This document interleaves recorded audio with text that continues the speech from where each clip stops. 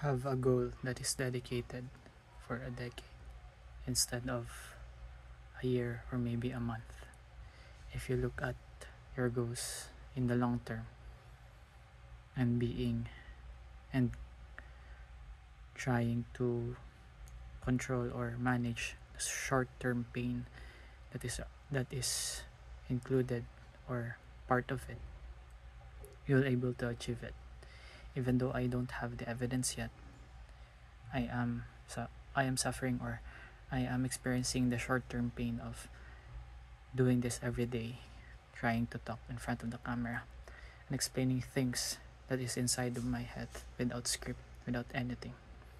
So that is my goal, to do short-term pains for a long-term gain, which is the long-term game of being able to communicate what's inside of my head in a flowy and articulate manner, so that it would help me in different areas of my life in order for me to be successful.